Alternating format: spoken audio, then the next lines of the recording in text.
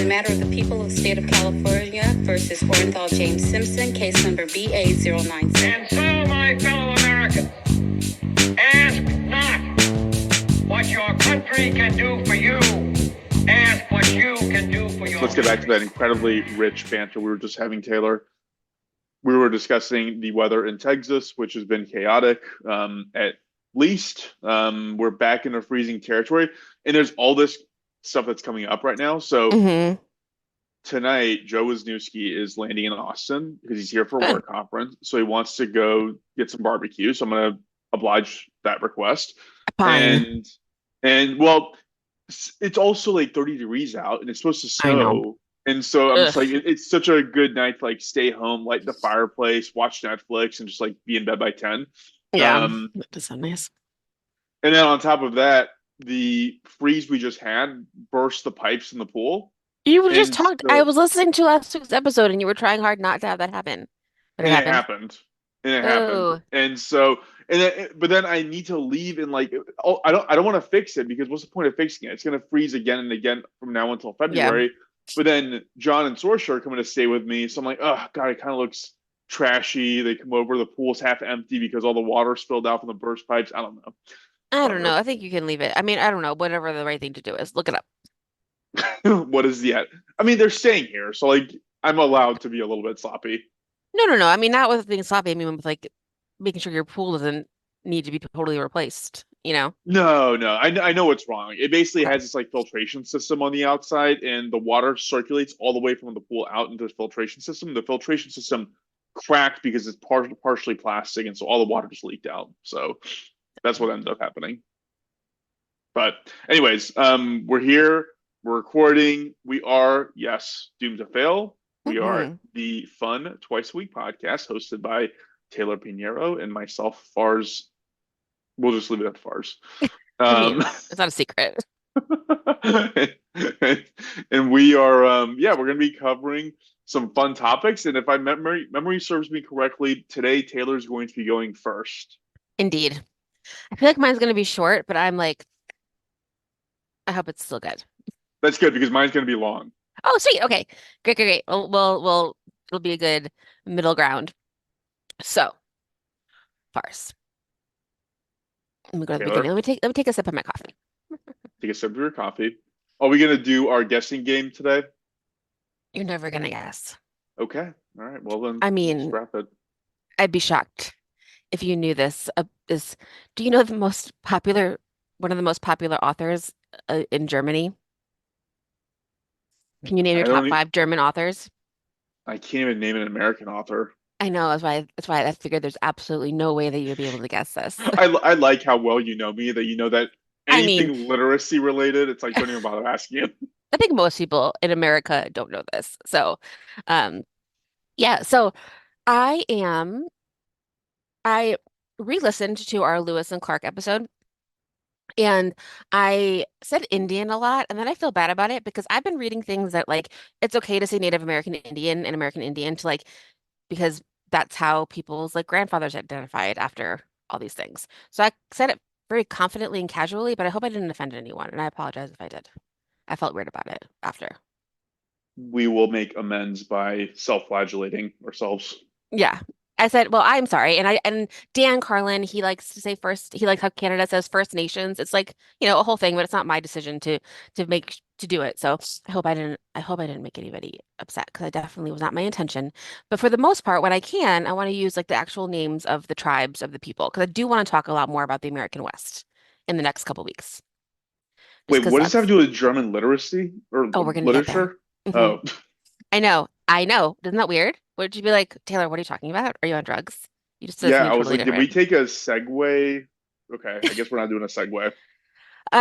No. So this actually is very, very related. Wait, hold on. I just remembered I gotta tell my husband to buy tequila. I don't know why. You making margs?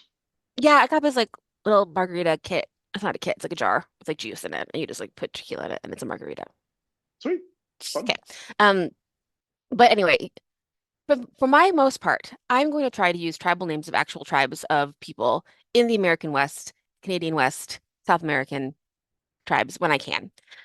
And I am thinking about the American West because I was thinking about the idea of the American West. I did the Lewis and Clark. There's some other stories that I've been reading books about. So thinking about it and like a little bit about what we're thinking about, exploration and genocide and all the things that happened in the conquering of the American West. So I'm going to tell you about someone who had never been to the American West, but is a big contributor to the idea and the stereotypes of the American West. So, have you ever been to a Western show, like a quote, Cowboys and Indian show? I've seen movies. Yeah. So, like a live show, if you go to one, it's like horses and, fighting, and it's like fun. You know, it's like fun for kids. I've been to Civil War reenactments. Super fun. I love those. Like I Yeah, like they're going great. to medieval times, all those things are fun. I went to a live Wild West show in Germany in the year 2000, and I was like, this is fun. Kind of weird that like everybody's speaking German, but okay, cool. And I went to it and it was fun, and I didn't really think about it, like how weird that was that happened in Germany. But going back and like learning, I learned later about Germany's obsession with the Native Americans and the American West and how it started from an author named Karl May. Have you ever heard of him? Obviously, you know the answer to that. Let's Okay. not patronize each other. Karl May, spelled May, pronounced May, is a German author who really, really popularized, and still today, Germans are obsessed with Native Americans. So Karl May was born on February 25th, 1842, in the Kingdom of Saxony. So Germany, as you remember of ours, didn't unify until the 1870s. Of course, we all It was know like this. it was like a bunch of little kingdoms and then it unified. And he was one of 14 kids. Nine of those kids died as babies. They were poor. It was like a tough ass life in the middle of Germany. He was a bit of a miscreant, which I looked up. I was like, that word came, I felt like that was the right word, but I looked it up and that is the right word. He was a miscreant. He was a little like petty thief. He was poor. Went to school for being a teacher, but he was expelled because he stole candles. And he said that he was stealing candles because he wanted to give his sister wax scraps for Christmas, which is like very That's sad so sweet. and like very poor. But I think he was lying because he's a bit of a liar. Got it. He was accused of many petty crimes. He spent 4 years in prison. While he was in prison, he became the admin to the prison library, which is important because he read a ton. So we have this like man in the middle of Germany in the 1800s just reading and thinking about, maybe writing his own stuff. Then I think a lot of it came from the stuff he read and like his imagination was going wild. So he went around Germany like committing fraud, essentially. He like pretended he was a doctor, pretended he was a lawyer, and like did all these things. And ended up going back to jail for 4 more years. And after that, he went back and lived with his parents. So are you with me so far? I'm talking Yeah. about. Okay. Okay. So he came out of jail, 8 years out of jail, in prison for 8 years. 32. He goes back and lives with his parents, but he has all this experience of like reading and grifting and like telling these stories. So he decides he's going to start writing. So he starts writing like pulpy stories that are like in magazines, like fun adventure stories where people like go to Sumatra, go to the Americas, do all these things, but he never actually goes there. He just kind of like makes stuff up about the people that he meets there. And people start to notice, they start to like it. So his when he was 51, Carl published his first book with his most popular and famous character, which is this two group of two dudes. There's a Native American and a German, and they're like best friends, and they have all these adventures in the American West. The Apache, the native character is an Apache leader named Winnetou, and his blood brother is the German named Old Shatterhand, which is who's like a German Jesus. immigrant. So these are the stories he's writing. He wrote 15 books about the two of them. I tried to listen to one because you know that I've took like 1,000 years of German and I'm very far in Duolingo. I know that you know that totes is murder, and yes, so you are It is way more dead, but knowledgeable than I am. yes. So the only thing I could find like audible to listen to about Karl May was um one of the Winnetou books. So I listened to it and like I mean whatever. I got like 10% of it, but it was like it was a reading, but it was kind of a reenactment, so you could like hear like the jingling of bottles because they were like at a saloon, you know.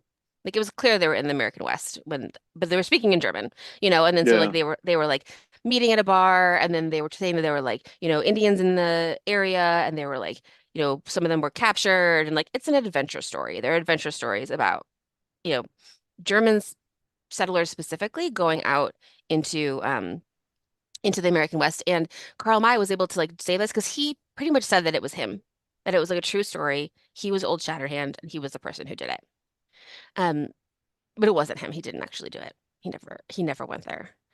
So he at this time he was writing like he was starting to write some books about this, and then it's the time of the Wild West show, but like the real one, but not even real, but like the fake one. So do you know the most famous Wild West reenactor of the 1800s?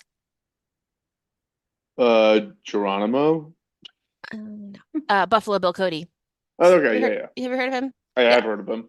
So Buffalo Bill is like, you know, the guy that has his show. He has like, you know, people with guns and people with bows and arrows and like, you know, tells these like fantastic stories about being in the Wild West. So Buffalo Bill had actually had a show in Germany in the late 1800s, and it's Karl May probably saw it or like heard of it and was like, I gotta really like push the gas on this Native American storytelling. So he said like he started to really like lean into being like, these stories are true. I am Old Shatterhand. I am this person. I did go to these places. If you see pictures of him, he wears like very ridiculous, like um, what's it called, like fringe jackets and feathers in his hair, like all not great stuff. And he said that he spoke more than 1,200 languages and dialects, which is like, if you're gonna lie, that's too big of a lie, you know? It's a pretty big lie, but also, who's gonna correct you? Well, here's the thing. Buffalo Bill came with actual Native Americans in his show, and Karl May said that Buffalo Bill killed all the Native Americans that he would have been able to communicate with. That's why he couldn't do it.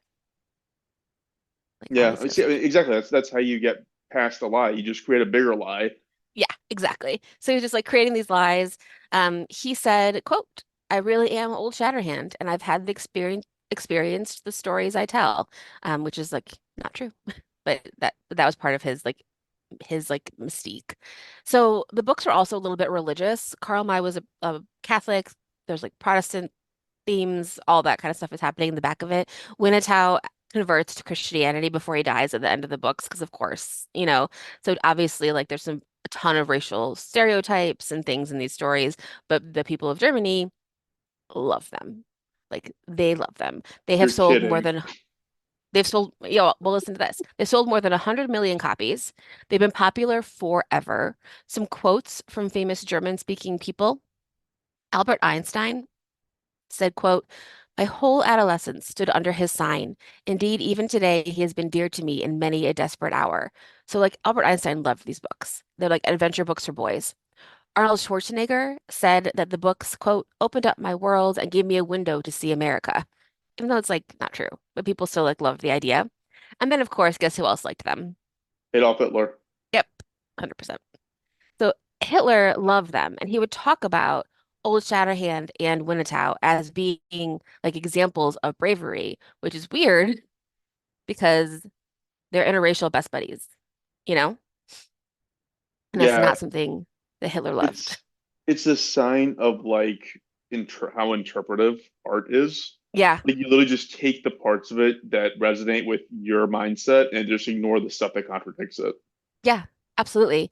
He loved so like there's some stuff that are like is it's so bizarre, obviously. Like Hitler's just obviously, but he would send the books to the troops and be like, be more like these guys.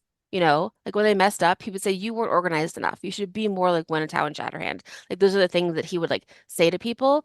But also he was like, I really love how the United States, you know, moved all of their native people into reservations, and then he used that to like think about how he's moving people into ghettos. And he also really loved how Americans just killed everybody. He really admired that. Mhm. I mean, that tracks with his history. All of it tracks with stuff that Hitler would like about these. Um, there were a lot of movies and live shows, and there still are about these books and these stories. And of course, like when movies first came out, they would just use like a German painted brown. Like it's not, Right. they're not, and like like Hollywood has done always. Everybody did that. Yeah, yeah. Yeah. Um, and Carl got super successful. He bought a villa. He called it Villa Shatterhand in Germany. He lived there until he died in 19, I think he died in like 1910. When he was older, some people started to reprint his books and he sued for defamation of character. So this is a little bit like um, what Oscar Wilde did, where he sued for like defamation of character when someone says something bad about him that was true. You're like, don't do that. Just walk away. But people started reprinting these books where he had like written like kind of like erotic, weird novels before he became this Old West writer. And then also they found out because of that that he had actually never been there, that he was not Old Shatterhand. He did not do those things. That was after he died. No, this was like right before he died. Uh, But he like shouldn't have stirred that pot, you yeah, know? yeah, yeah. He should have just been like, yeah, yeah, yeah, no, it's fine. But he did travel a little. He did go to like the east of America. He went to some places in like Asia, but when they found out that he had lied about, most of the like most famous stories, it was one of those things where like Hitler's, justification is like, well, he's a great author because he made it up, you know? Like that like mental gymnastics that you do when you're like, oh no, well this means not that he was super brave, but that means he's super creative. I mean, I would say that it takes a lot more creativity to like make up something than it does to just tell. Like writing an autobiography is so much easier than creating Lord of the Rings. Like Lord of the Rings, That's it's fair. so I I can't believe I'm going to say this and record myself saying it. I do agree with Hitler on this point. That reminds me, um, not unrelated, but Stephen King has like a dude who like follows him around with like a binder to like remind him about things. He's like, this is in this town and this is in this, and like, you wrote this here and like these things because like the fiction can be endless, Dude, right? that's the thing that always blew my mind with that stuff is like, how on earth do you keep it straight in your own head? Like, I don't. Yeah. I mean, like, I kind of classify like Game of Thrones, Lord of the Rings, and Harry Potter all together as like Hmm. these massive universes with like all these characters with relationships. Like, how do you do that? Like, it's so wild to me. As Totally. somebody who doesn't even read, You just named some books. That's good. They're also thanks. movies, but you named They're all. them.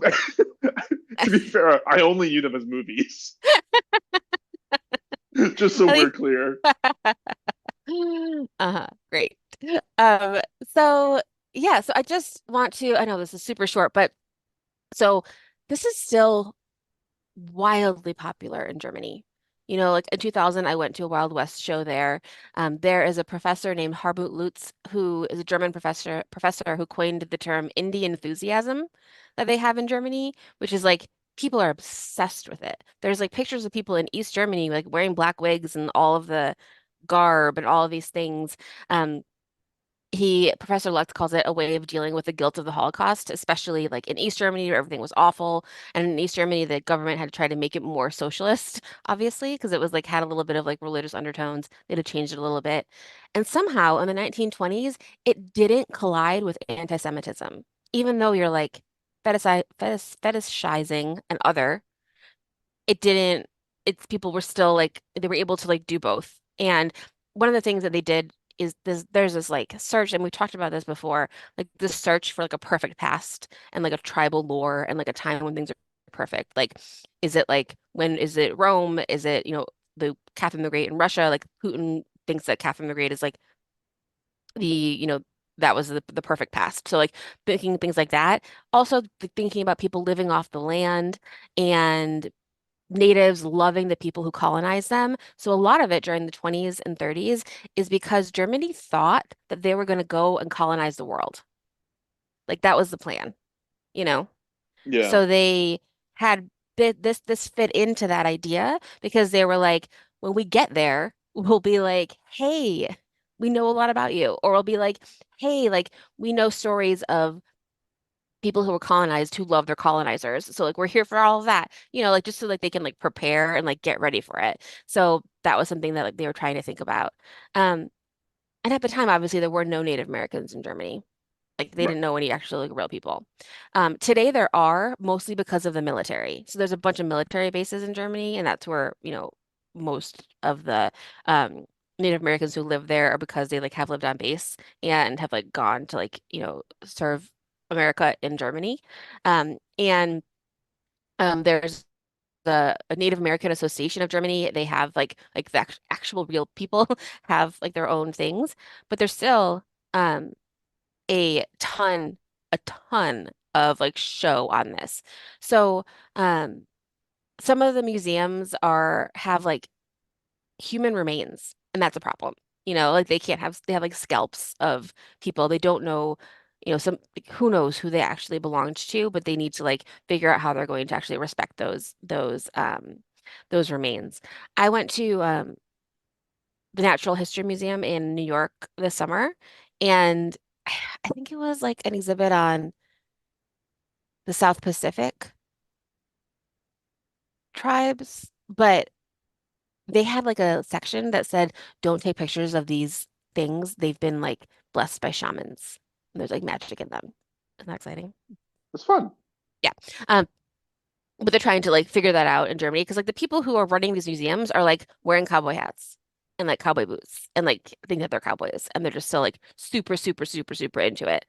Um, there is an annual Karl May festival in Bad Segeberg, 300, which is a town in Germany. 300,000 people go every year. It has 4.8 stars on Google, almost 13,000 reviews, and the reviews are great. People fucking love it. I I can see it's interesting because like living so growing up in Texas where Hmm.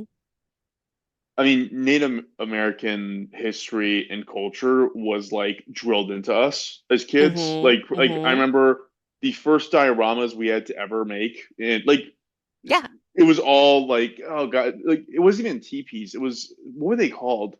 Like a The mud wigwam. huts. Yeah, it was wigwams and stuff like that. Hmm. And you learned all about like we'd hone in on individual tribes, like here's I how remember this that tribe too. operated, here's how that tribe. Hmm. And it's funny because I think it just beat the interest in the topic out of me.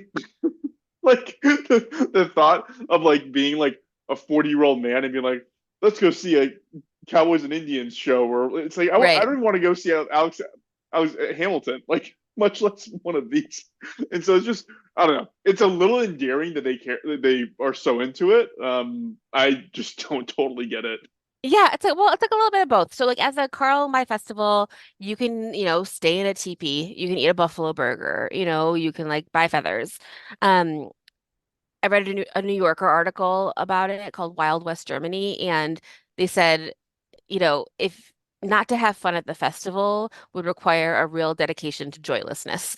Like it's fun, I'm sure. It's you like know? Ren fairs, right? Like Yes. I think they're dumb, but like if you're there, you're gonna enjoy it. It's like Yeah. okay, so I in October, obviously, I went to the Oktoberfest festival here outside Hmm. of Austin, and maybe like 10% of the people there were actually of German descent, like Of real German course. descent. But Hmm. it's just fun. It's just you put on the stupid hat and then you just walk around eating bratwurst. It's just I get it. I can get it. Yeah.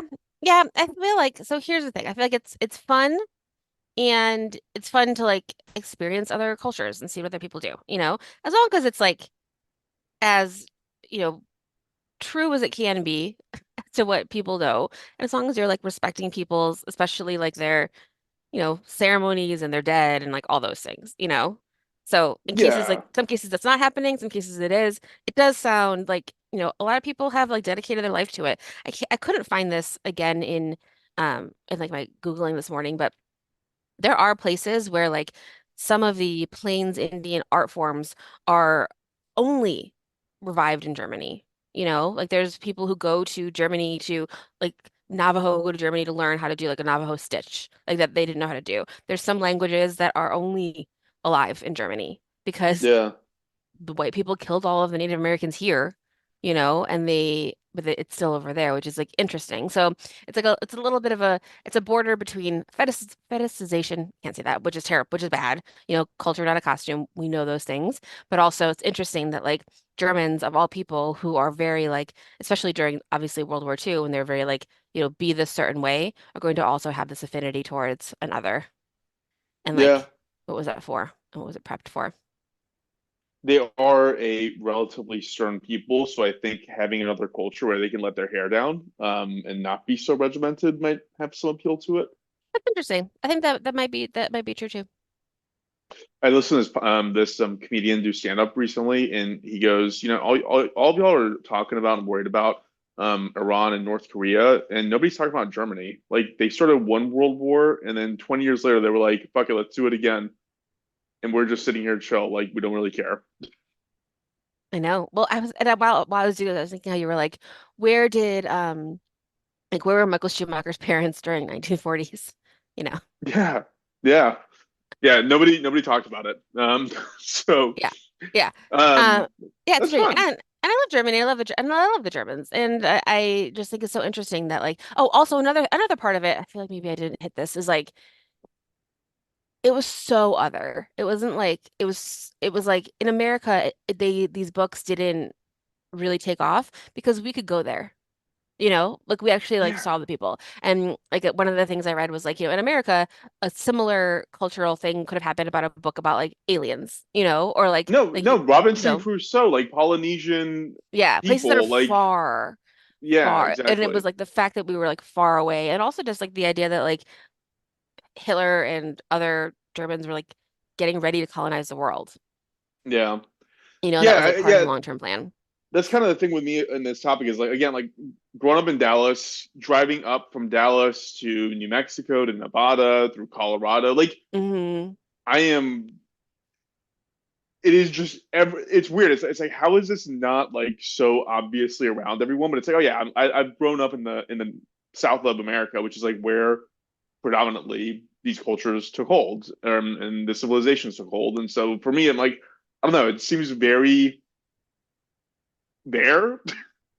Yeah, I'd love to hear if anyone listening has experience or ideas or like, how, as a native person, like how what it's like right now in America. Because like it's not just the South, it's everywhere.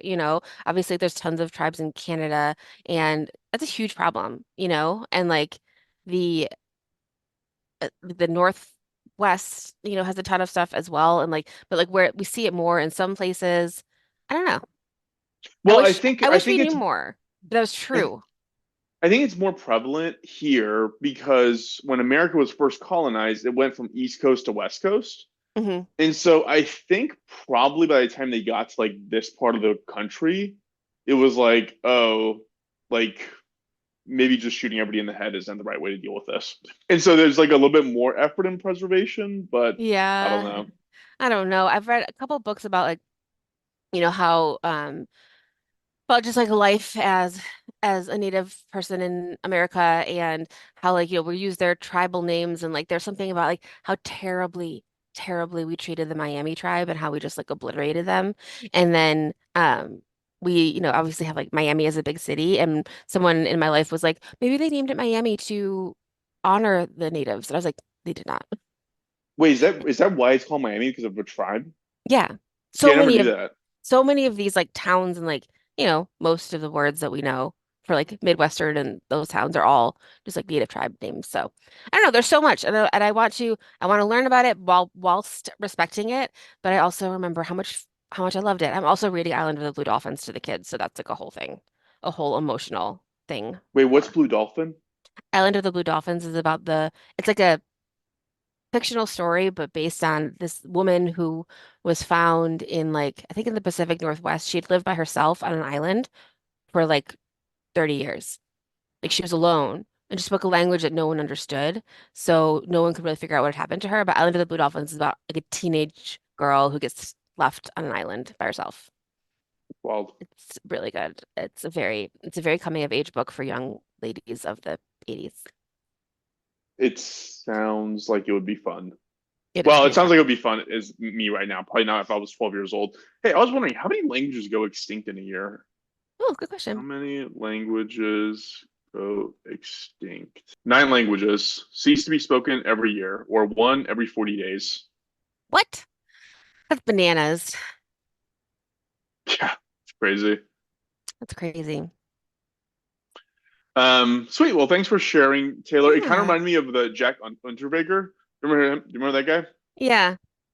Because he was a German author and he came to the U.S. When he came to the U.S., he Yeah. like dressed like a cowboy. Like all the Right. pictures of him in the U.S., he had like tassels and shit. Because like I bet like this guy influenced him. Oh, I'm sure this guy influenced him. Yes, absolutely. Absolutely. That is funny how like also the idea of like a European coming to America and being like, I'm gonna put on my boots. It's so weird. I love it though. It's funny. It's fun. Yeah. Fun. I want to learn Sweet. more. I want to learn everything. So tell me more things, America and Canada and other people in the world. Everyone, all of you, Everyone. just Yeah. tell us things. Sweet. Is there anything you want to wrap with? Yes, I have one quick thing. Oh, two, I don't know. I watched Society of the Snow. It was great. Oh, Oh my how God. awesome! The last 10 minutes I cried uncontrollably, but it was really good. So it's so much better than Alive. I don't know if we ever watch it live again. I know I did when I was little, but I feel like I'm not even gonna try Yeah, yeah. to go live. I speaking of movies, I just watched Saltburn, and I'm gonna be a contrarian. I thought it absolutely sucked. I thought it was really stupid. It made no sense and was pointless and a waste of two Can't hours. believe you would watch Saltburn. You of all people who What does don't that mean? you literally just said like a couple weeks ago that you would never you don't watch movies that are like Oscar worthy, like the big thing movies because you know you're not gonna like them. So why would you watch that?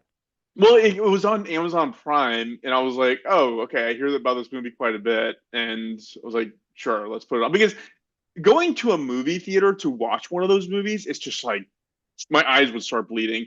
But Right. at You'd be mad. home, it's like, okay, I can pause, take a walk, go outside, play with Luna for a minute. You know what I mean? Like I can take breathers. Like, okay, let's get back It, into this. um, I just Wikipedia'd it a couple weeks ago and read like the 3 paragraph summary. It's so stupid, Taylor. Because I was It's like, so I don't want fucking. to see this. I'm gonna be exhausted. I don't want to. I do. What I love Murder on the Dance Floor, that Sophie Ellis Bextor song, but that's it. That's all I know. I think that everyone is pretending they're smart. That's what I think is actually happening. I think everybody I think that basically, like the film industry and the Academy Award industry just shoves all this marketing out there saying this is the best film ever, says this person, says that person. And what by the time it trickles down to like commoners like us, it's like we've all been inundated with this kind of feedback loop. And so when you go out to dinner with, or drinks with a friend, like, oh my God, Saltburn was magical. And you're like, yeah, yeah, it was magic. You know, like, we don't I think you're believe it. 100% right. I think you're right. I think a lot of popular culture is people pretending to be cool. Yeah, totally, totally. See with Oppenheimer, I was like, this movie sucked. Like it was about the coolest thing in the world, which is this fucking creation, creating a mass city and a community to build this horrible weapon that did horrible things. But still, it's an incredible story. We just focus on this angle of like, let's just film Cillian Murphy's fucking eyes go wide Yeah, for like 2.5 hours. Like what? it's Anyways, interesting. I mean, yeah, I think that then what is storytelling? It's cool. It's interesting. I should have lots of we questions. should we have another podcast where we just review movies? I would love to. I used to do so like 15 years ago, we had this like pop culture website. That was we would like write things in it, whatever. And I would do movie reviews of movies that I haven't seen, and it was really I thought it was really funny. It was just like based on like the trailer or like a poster, and I would review It it. would it would only be fun though, Taylor, to the listener if we disagreed. So we have to watch movies that we know are going to be contentious. I'll think about it. I don't know Okay, what they could be. We could watch musicals. that'll never happen. All right. We can watch Yeah, you're better off. You're Seven better off Brides for asking. Seven Brothers. You're better off asking me to read. We should have a book club. We can have one episode a year. You're like taking me right back to college, where it's like I bought all the clip notes. I remember every now and then I would read one page and be like, "Teacher, I want to talk about this part of the book." Of I'm like, oh, course. okay. And then do you remember when earlier it said this thing? It was like, and I just like started vamping and making shit up, and it was like obvious that I didn't read it. Yeah, that's I don't know. A lot of everything is people pretending to be smarter than they are. But what are you That gonna do? is Pretend to be dumb? I don't have time for that. doing a pretty good job myself. That's the confidence. Cool. That's all I got. Thank Great. you. Thank you everyone for listening. I hope that you found this interesting. I think it's a weird thing that I didn't know was a thing until I knew it was a thing. So hopefully you learned something new. And let me know if you do. There are casinos and things in around me that are like native owned, and they have like big powwows. Like, can I go to them? I feel like I want to. Yeah. It, I just want to like, I think it'd be really fun. Like, I want to do it right, and I want to like, learn real things because it's cool as shit. And there's like I've always say, there's stories of people from forever ago that I just will never know, and it drives me out of my mind. Taylor, if you just drove from where I'm at to where you are, or vice versa, you would run across about 7,000 like reservations with casinos on them that would love to take your money and have you join a powwow. That's true. That's fair. They would love my money. They would love it. Like, come on in and do your stuff. That sounds so fun. Let's do it someday. I'll I'm report in. back. I'm down. Sweet. Again, doomtofailpod@gmail.com. Write to us. Let us know what you think. Suggestions, ideas, all that good stuff. And follow us on all the socials at doomtofailpod. And we'll be joining you in a couple of days with my story. Woohoo. Thanks, Fars. Thanks.